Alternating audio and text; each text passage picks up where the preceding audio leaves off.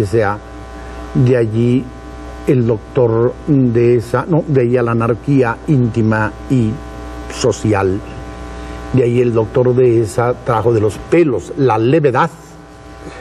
Creo que la analizamos como el oreo de la realidad, como patrimonio, yo diría que casi exclusivo del hombre que juega y del hombre que hace el arte. Y de allí, también de los pelos, trajo el doctor Dehesa el ocio. Recordamos cómo se nos maltrataba en la niñez por estar de ociosos, es decir, por estar valiendo la pena. Y se nos ponía a trabajar en cosas absolutamente innecesarias. Yo puse como un ejemplo de gravedad en la obra y de frivolidad en hacerla a Camilo José Cela, que hoy es noticia por andar de premio Nobel. Y por allí me ensarté en una serie de maldiciones y pedradas de las que se burló convenientemente el doctor, que ahora, ojalá, va a continuar con las ideas sobre el ocio. Venga. Bueno, simplemente hacer la corrección de mi doctorado, que ya lo voy a obtener, don Ricardo, para no obligarlo a mentir semana tras semana. De veras, tengo los estudios hechos, esta es cosa de hacer la tesis y ya seré doctor en letras en cualquier momento. ¿Y por qué no lo hace usted sobre mi obra? Y se recibiría muy bien. Sería una cosa gloriosa realmente. Ya. Ya por todos los títulos que yo no conseguí. Sí, ya. La intolerable levedad de Garibay, lo vamos a poner a la tesis. Bueno, yo no soy, por otra parte, el representante de los intereses en México de Camilo José Cela. No, no.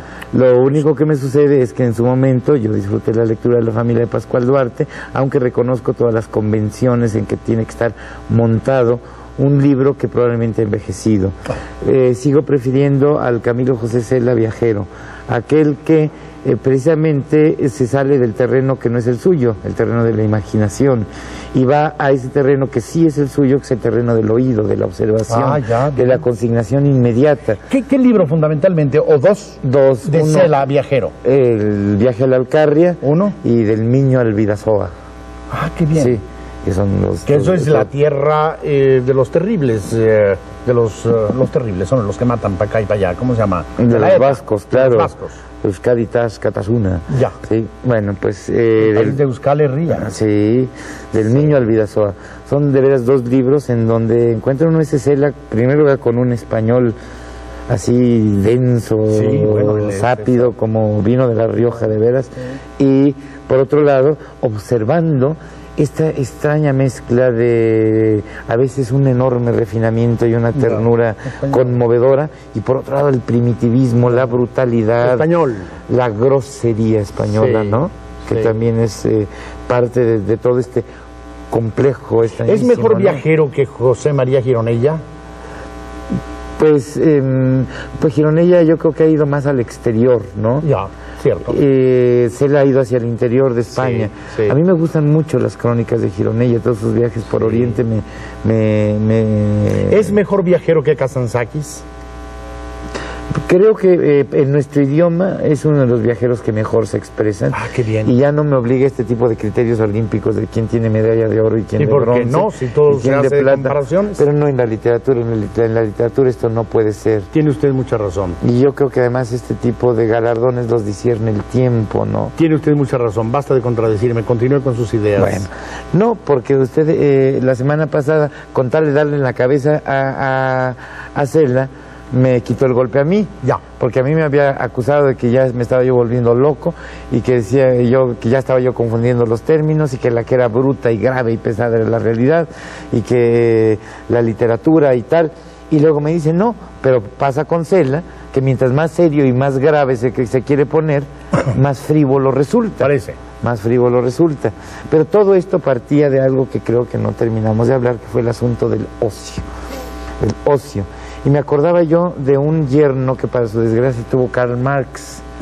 ¿Se acuerda? Un franco-cubano, Jean-Paul Lafargue. No, si no conozco a Marx, menos conozco al yerno. Bueno, pues él quería un buen destino para sus hijas, porque marxista, pero las quería casar bien. O por lo menos con alguien de trabajo, ¿sí? Y se le presenta un cubano, ¿sí? Un cubano que iba a trabajar bien. Además, fíjese, un cubano con suegro alemán. Además, Karl Marx, nada menos, ¿sí? Y finalmente el matrimonio se realiza, va a ser espantoso ese matrimonio. Y como único resultado de ese matrimonio está un libro que se llama El derecho a la pereza, escrito por un cubano. Qué cosa más maravillosa, ¿no? Que habría que enviarle una copia a Fidel Castro, claro, que está solito en estos momentos, entonces, sí, para que acompañe esa soledad en la que se encuentra, en esta triste soledad en la que ha sido confinado. Este hombre, el derecho a la pereza, pero no a esta pereza idiota, no a esta pereza, sino a la pereza creativa. Vamos al ocio. Exactamente, es a donde yo quiero llegar, a este ocio, que puede ser un don maravilloso, claro. Es un derecho al que deberíamos de tener acceso todos. No sé si usted no se desespera por no tener el ocio suficiente para crear esto o para crear aquello, o simplemente para descansar. Pues claro que me desespero, pero hay que ganar lo suficiente para darle al señor secretario de Hacienda lo que abusivamente pide. Exactamente. ¿A qué horas me quedo? ¿Con qué tiempo me quedo para poder contemplar? Pero además, ¿qué calidad es su tiempo creativo? Si ya está uno embrutecido, ¿sí? Después de llenar todas las formas para pagar, pero en fin, no nos estamos ocupando de... Sería ocioso. Sí. Claro. Lo que es importante es ver cómo ese bien que es el ocio, de pronto en manos de determinados seres sin imaginación, sin proyecto en la vida, ¿sí? Que igual pueden ser políticos, que igual pueden ser clases altas o dominantes, ya. ¿Qué uso miserable hacen de ese ocio? Sí, ciertamente, ciertamente. ¿A qué se dedican, don Ricardo? No sé, mire usted, una ciudad que abruma por el ocio estúpido en que está sumergida es, por ejemplo, Las Vegas. Usted llega ahí, son millones de máquinas donde la gente está día y noche, aparentemente muy ocupada, tratando de ganar dinero. En realidad está llevando a cabo un ocio tan grueso, verdaderamente tan vil, una frivolidad tan suicida, que todo en esa ciudad desemboca en la nada. Las alegorías, ¿no? Arquitectónicas de esa ciudad verdaderamente parecen la imaginación de un chimpancé. Sí. Y los que juegan no muy dotado el chimpancé. No muy dotado el chimpancé. Sí, es un ocio perverso. Esto sí. Claro. ¿Quién calificaba de perverso Pío XII? ¿Qué decía que era perverso? Dijo el usted. Comunismo era intrínsecamente perverso. Bueno. Pero ese ocio sí es intrínsecamente perverso. El ocio como contemplación, no. No. Porque es lo que ha producido el arte a través de todos los siglos, claro. Ahora, ¿cómo se sabe uno? Dice, ¿cómo se sabe uno artista o cómo se sabe uno ocioso de los otros? De los que nada más están sanganeando en una sociedad. No se sabe, hay que esperar. Sí. Hay que esperar mucho tiempo. Que el muchacho acuse inteligencia desde los 2 primeros años de la vida. Porque fíjese qué bonito. Marcel Proust escribe En busca del tiempo perdido. Ajá. Y todo mundo piensa que el título, el sentido que tiene es ese sentido de los tiempos que ya se fueron. Sí. Los voy a recuperar mediante la literatura. Sí. Y no, tiene un sentido moral, casi de mandato infantil. ¿Se acuerda cuando le decían de niño, no estés perdiendo el tiempo? Ajá. Ese es el sentido del título del libro de Proust. Ya. ¿Sí? Del tiempo tirado a la calle. Va a recuperar ese tiempo perdido. Sí. ¿Sí?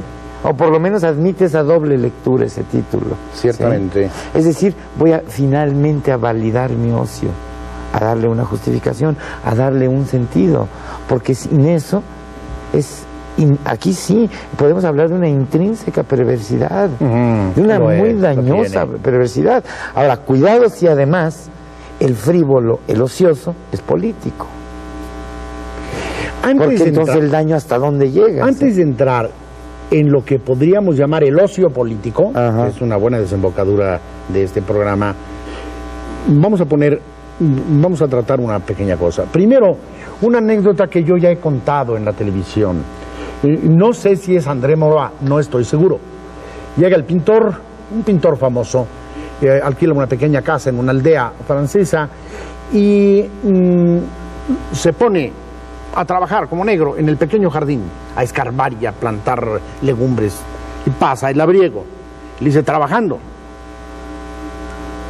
Y dice, no, descansando. Y regresa el labriego al comenzar la tarde y el pintor está con el pincel en la boca, inmóvil en la silla, viendo el paisaje. El labriego dice, descansando. Y el artista contesta, no, trabajando. Pues sí. Bueno, que esto es de lo que estamos hablando. Y luego una cosa que siempre me ha fascinado y nunca tuve la valentía de meterme en ella, como en tantas otras cosas, el jugador, y Germán, el jugador, y sobre todo el jugador serio, el jugador de póker. ¿Hay allí ocio? ¿Del bueno o del malo? ¿Hay? Obviamente, obviamente. ¿De cuál de los dos? No sé, si pierde uno es del malo. Ahora, a mí me han contado, yo del póker casi ni sé, porque nada más lo juego todos los domingos. Entonces, no ponga esa cara, bueno, don Ricardo, entre libro y libro de celda tengo que jugar póker un rato para desintoxicarme. Está bien, Rendirio. Sí. A mí me gustaría tener paciencia para jugar póker, no ajedrez. Eso me parece el arte de la tontería. Pero póker sí. ¿Hay ocio? ¿Qué tipo de ocio hay ahí? Pues hay el que se quiere trasladar a otro mundo más nítido, en donde además las cosas están más en su control, o él cree. Y por otro lado también el azar se presenta con un rostro más abierto, que ese tipo de azar como oblicuo que nos alcanza todos los días. Y que de pronto mata a un tío y de pronto hace que nos dé una enfermedad de tal tipo, y, en fin. En cambio, en una mesa y con los amigos, porque yo esa es la forma de la que le puedo hablar, yo así juego con mis amigos, pues es un gran pretexto para la diversión, para la expansión, para la comunicación y también para el juego, para la aventura vivida a pequeña escala.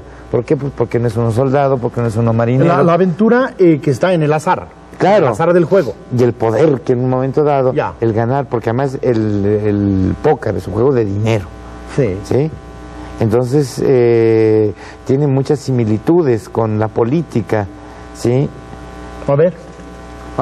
Porque ahí lo que está jugando es poder, y lo que menos cuentan son las barajas que uno tiene, sino el poder que tiene uno sobre los demás. Ya. En eso consiste ser un buen jugador. Sí. En eso consistiría ser un buen político. Sí, no me importa lo que tú tengas, ni el juego que tú traigas, sino el que yo voy a hacerte creer que yo traigo. Ya. ¿Sí? Es el político. Hombre, pero claro que sí. La política es una forma del ocio, amigo mío, porque ahora se trata de hacer ver, ahora y desde hace un buen montón de tiempo, que es una forma del trabajo, del más intenso y más plausible trabajo. ¿Sí? ¿Eso es la política o es una forma del ocio? No habría más que dos caminos. ¿La política es ocio o es negocio? Ay, Dios. Pues sí. Estamos ya en los pantanos. ¿Verdad? Ya estamos en los pantanos. Entonces más vale entenderla como una forma sublimada y creativa del ocio. Cuando es verdadera política. Cuando es verdadera política. Deme un ejemplo hoy día. Si no, puede ser absoluta frivolidad. Un ejemplo hoy día de un gran político que está en el ocio. Gorbachev, por ejemplo. ¿Sí? Hagamos una pausa.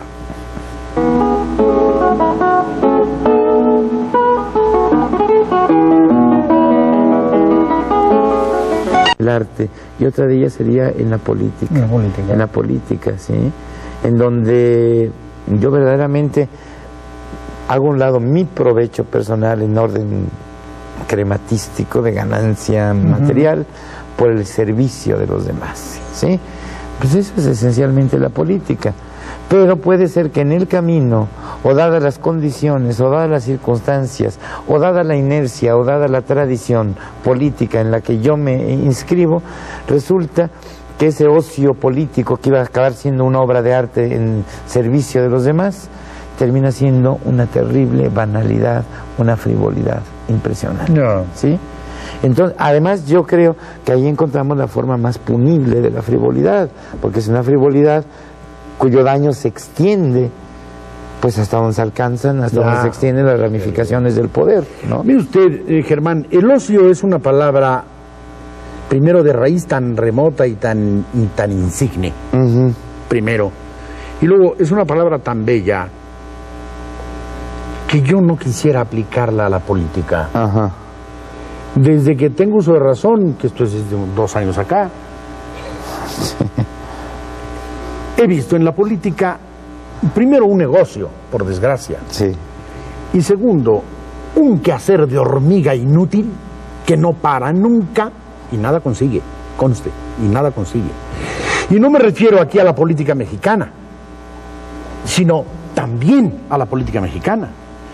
Vea usted, salvo las decisiones, las hechuras de Gorbachev en este siglo, ¿Qué otro ejemplo podría darme de un político que realmente haya hecho una contemplación de los demás y un servicio para los demás de la política? ¿Qué otro político? No, yo encuentro figuras dignas de interés, Por ejemplo, en las que habría que profundizar para ver hasta dónde sí, hasta dónde no. Por ejemplo, Winston Churchill. ¿Sí? Bueno, la guerra. Sí, por ejemplo, Roosevelt. Por ejemplo, Augusto César Sandino.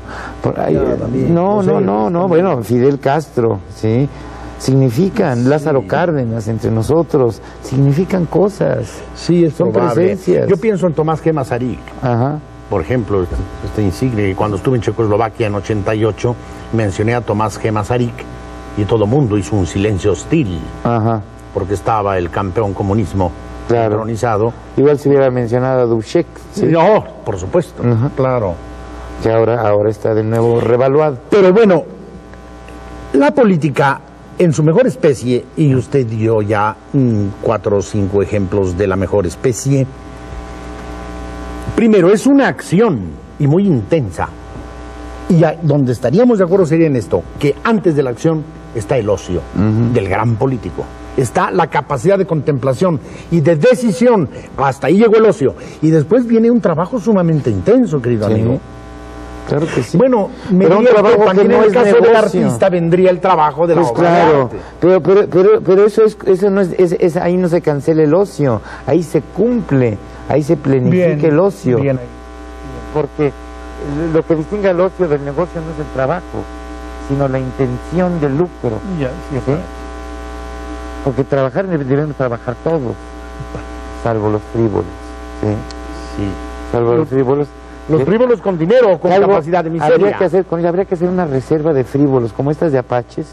Sí. Una reserva de frívolos, sí. Con sus maquinitas de juego, con muchos cosméticos, con grandes centros comerciales, pero aislados, para que no envenenen al resto de la población con sus tarugadas, ¿sí? Con su estúpida idea del mundo, con sus miserables valores, que ni valores son, ¿sí? Ciertamente. Con sus urgencias, ahí les tendríamos cirugía plástica cada tercer día, todo lo que necesitan ellos. Parece que en México tendríamos que meter a muchísima gente. Pero bueno, en Tlaxcala les hacemos su reservación, ¿sí? No caben. Habría que tomar uno de los estados grandes para aborregarlos allí, ¿verdad? Es cierto.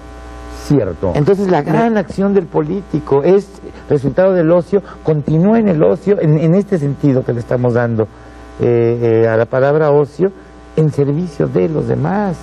Y los hay, y tiene que haber cada vez más, o está perdido el mundo, ¿no? Es evidente. Sí. Claro, sí, tiene que haber más o está perdido el mundo. Ahora, estamos en un momento en que no sabemos ni para dónde hacernos. Sí. ¿Qué opina usted del triunfo de Violeta Chamorro en Nicaragua? Por un lado está bien, por otro lado está mal. Ajá. Por un lado está bien porque hace ver que el comunismo verdaderamente ha sido una opción perdida, junto con todo el siglo, que ya la gente no soporta eso. Y por el otro lado está mal porque esto agranda y robustece el intervencionismo norteamericano en los países de Hispanoamérica. Esto es evidente. Si alguien va a ayudar a la señora Chamorro, pues es el imperio norteamericano. Y el imperio norteamericano no ayuda en balde. Jamás. Ayuda en balde, pero se cobra, y a precio de oro. Dando centavos, cobra onzas de oro, que es lo que le va a pasar a la pobre Nicaragua. Por otro lado, querido amigo, Ortega no tenía opción ya ninguna. Ortega ya no podía sacar ese buey de esa barranca, era imposible. Como le pasará al señor Castro dentro de poco. Ahora, es enormemente triste, pero es una mala lectura el decir un acto de intervencionismo norteamericano, sí, pero también una falta de imaginación y de poder de parte del sandinismo, muy lamentable, ¿sí? Que dejaron que las cosas llegaran hasta este extremo. Es decir, hay muchos ángulos que revisar en el asunto, ¿no? Ahora, si hubiera podido, no se hubiera podido, ese es el asunto. Ya, claro, sería otra cosa. A la que pero, nos dedicar. Bien, la manera de haber perdido esa pelea, el sandinismo, ¿le parecería a usted, y ya estamos llevando las teorías a la práctica más inmediata y más importante y más dolorosa, ¿le parecería a usted esta manera de haber perdido esa pelea una forma de frivolidad política? Me temo que sí. Me temo que sí, aunque necesitaría interiorizarme bastante más. Claro. ¿Sí? Pero siempre se pueden juzgar las cosas aunque no esté uno muy interiorizado. Por ejemplo, un país que jamás ha trabajado la frivolidad públicamente es Polonia. Con qué gravedad ha vivido y con qué dignidad. Y ahora, ¿cómo se levanta frente a todo lo que la ha lastimado, verdad? Y cómo se opone y teme justificadamente la unión de las dos Alemanias, porque ese país, Polonia, sí que ha padecido por todas estas uniones y todos estos consensos internacionales. Con qué gravedad la Europa del Este ha asumido los cambios que el gran líder Gorbachev ha propiciado. Con qué gravedad. Ahí no hay ni sombra de frivolidad, querido amigo. Recuerdo en una ocasión, y creo que fue Womack,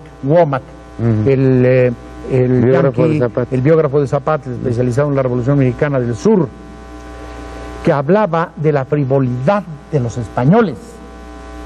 Y dice, hay que recordar que por pereza y por frivolidad perdieron un imperio. Y es cierto, es cierto. Se les cayó de las manos, ¿sí?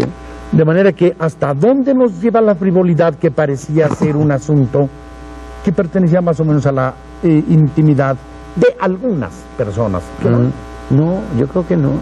Yo creo que no, yo creo que se contagia y que este siglo lo está ganando la frivolidad. Ay. ¿Sí? Y que estamos siendo frívolos ante todo, ¿sí? Ante la vida, ante la muerte, ante las intimaciones de la felicidad, ante las intimaciones del dolor. No sabemos responder con seriedad, con gravedad, con grandeza. Somos frívolos. Esa es frivolidad, ¿sí? Liberan a Mandela, ¿sí? Me hablan unos amigos para que destapemos champaña porque ya está libre Mandela. Y no tiene una abuela que... Y los 27 años... Ya, claro. Como si con esto se saldaran cuentas. Ya. No está nada saldado. Nada. Ahí siguen los negros oprimidos. Lo echaron para afuera porque les conviene más un Mandela libre que un Mandela muerto en la cárcel. Es evidente. Entonces, ¿qué celebramos? O sea, la frivolidad como una especie de ocupación mundial en los finales de este siglo, que de seguir así yo no vaticino nada bueno para este siglo. Porque esta frivolidad que está usted viendo y que me hace ver totalmente de acuerdo con usted, primero desata toda suerte de guerras locales, ¿no? Que es una de las desembocaduras de la frivolidad pública o social, política. Y segundo, yo creo que está al borde en todo momento de desatar una tercera guerra mundial, que esto es muy fácil. Y todo viene de la falta de gravedad o la falta de levedad en la consideración de la existencia diaria. Y yo creo que en este momento hay tres grandes sectores en el mundo. Venga. Uno que es el mayoritario, los que se mueren de hambre. Ya. ¿Sí? Otro que es el minoritario, los que se mueren de aburrimiento. Y en medio, usted y yo, y muchos seres más, que nos morimos de angustia por los que se mueren de hambre y por los que se mueren de aburrimiento. Ciertamente. Así es el asunto, ¿no? Ciertamente. Pero 1000 veces prefiero yo este estado intermedio de angustia, porque no tendría con qué soportar el hambre, pero no tendría con qué soportar el odioso, el estúpido aburrimiento al que la frivolidad conduce. La frivolidad conduce obligadamente al tedium vitae, al aburrimiento vital. Y de allí llega y de allí viene. Y es una especie como de enajenación instantánea, ¿sí? Pero es el síndrome de Garrick, ¿sí? ¿Cuál es el síndrome del tío? ¿No se acuerda de viendo a Garrick, actor de la Inglaterra? Que sí, llora y pero porque estaba muy aburrido, porque tenía el spleen, ¿sí? Sí. Que era una enfermedad muy del siglo XIX, pero que se prolonga en el XX. No hay ímpetu vital en ellos. No hay, ¿sí? No hay. ¿Usted recuerda a un actor que se llamó George Sanders? ¿Cómo no? All About Eve. Ya, se suicidó. Ajá. Y dejó una carta. Y había una frase central en la carta que decía: me voy de este mundo de mierda, me tiene profundamente aburrido. Esa fue la razón de su suicidio.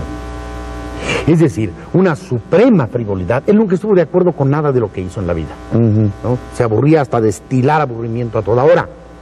Una extrema frivolidad lo llevó a la más extrema gravedad, que fue quitarse la vida. El suicidio, y vamos un día de estos a ocuparnos de eso, ¿Le parece a usted una forma de frivolidad o una forma de terrible gravedad? No necesariamente, a mí me parece un garabato ilegible. Por Dios santo, no tan ilegible, de repente ahí está el fiambre y se quitó la vida, sí, él mismo se mató. Pero el por qué me parece tan ilegible como el por qué nació. Usted sí sabe por qué nació en el estado de Hidalgo en tal año. Y ahí andaban mis padres, ahí andaban mis padres. Bueno, esas son las explicaciones, pero ¿por qué? ¿Por qué ya en el fondo? No tengo idea. Pues no. No tengo idea. Porque ciertos seres deciden irse. Ay, Dios. Es que si no empiezan en los lugares comunes. ¿Será la gran valentía? ¿Será la gran cobardía? No. Yo digo que si pregunto que si es un acto de suprema frivolidad o de suprema gravedad, yo no ando que si es valentía o es cobardía o estas cosas, no. Era diferente mi planteamiento y ojalá podamos responderlo más adelante. Gracias.